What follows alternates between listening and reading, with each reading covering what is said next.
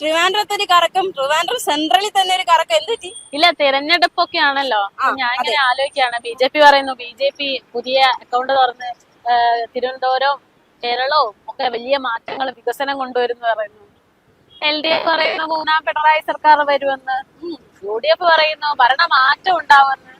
അപ്പൊ ഞാൻ ഇങ്ങനെ ആലോചിക്കായിരുന്നേ, ഇവരൊക്കെ ഇങ്ങനെ അവകാശപ്പെടുന്നുണ്ടല്ലോ, ജനങ്ങൾ എന്താ ഇതിനെ കുറിച്ച് ചിന്തിക്കുന്നത്, അവർക്ക് എങ്ങനെയാണ് ഇതിന്റെ ഒരു റിയാക്ഷൻ ഉണ്ടാവുക ഇങ്ങനെ ആലോചിക്കായിരുന്നു. സ്വാഭാവികമാണ്. ഓരോ ഇലക്ഷൻ വരുമ്പോഴും ഓരോരുത്തർ പറയും BJP നേടും, LDF നേടും, UDF നേടും. അത് സ്വാഭാവികമായിട്ടുള്ളൊരു വെല്ലുവിളിയാണ്. അപ്പോൾ എന്തായാലും നമ്മളിപ്പോൾ നിൽക്കുന്നത് തിരുവനന്തപുരം മണ്ഡലത്തിലാണ്. തിരുവനന്തപുരം മണ്ഡലം വളരെ വാശിയേറിയ പോരാട്ടം നടക്കുന്ന, ഒരു തീപാറും പോരാട്ടം നടക്കുന്ന ഒരു മണ്ഡലമാണ്, നമുക്ക് അങ്ങനെ വിശേഷിപ്പിക്കാവുന്നതാണ്. പ്രത്യേകിച്ച് ഇവിടുത്തെ സ്ഥാനാർത്ഥികൾ ഇപ്പോൾ LDFന് വേണ്ടിയിട്ട് സുധീർ കരമനയാണ്, UDFന് വേണ്ടി CP ജോൺ ആണ്, അതുപോലെ തന്നെ BJPക്ക് വേണ്ടിയിട്ട് കരമന അദ്ദേഹമാണ് നിൽക്കുന്നത്. അപ്പോ തീർത്തും നമുക്കറിയാം, ഇപ്പോ ഇവിടെ നിലവിലെ സിറ്റിംഗ് MLA ആയിരുന്നത് ആന്റണി രാജു ആണ്. അദ്ദേഹം ഒരു വിവാദത്തിൽപ്പെട്ടു, അദ്ദേഹത്തിന് വീണ്ടും മത്സരിക്കാൻ പറ്റാത്ത സാഹചര്യം എന്നു. ആ ഒരു സാഹചര്യത്തിലാണ് LDF സുധീർ കരമനയെ ഇവിടുത്തെ LDF സ്ഥാനാർത്ഥിയാക്കിയത്. ആ സ്ഥാനാർത്ഥിത്വം ശക്തനായ സ്ഥാനാർത്ഥിയാണോ എന്നൊരു ചോദ്യമൊക്കെ ഒരു വശത്ത് നിൽക്കുന്നുണ്ട്. എന്തായാലും തുടർഭരണം എന്നൊരു ചോദ്യമുണ്ട്.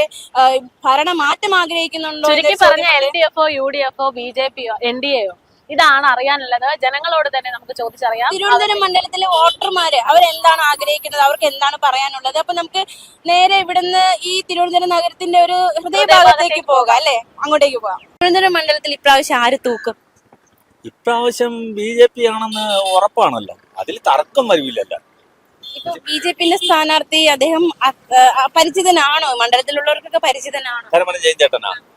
ജയൻ ചേട്ടൻ നമുക്ക് എല്ലാവർക്കും ഇന്നൊന്നുമല്ല, 10-35 വർഷം കൊണ്ട് ഞങ്ങൾക്ക് എല്ലാവർക്കും നല്ല പരിചിതനാണ്. ഈ പ്രത്യേകിച്ച് ഞങ്ങളെ ചെങ്കച്ചുള്ള കോളനിയിൽ, രാജാജി നഗറിൽ നിന്ന് ഇപ്പൊ മാറ്റിയിട്ടുണ്ട്.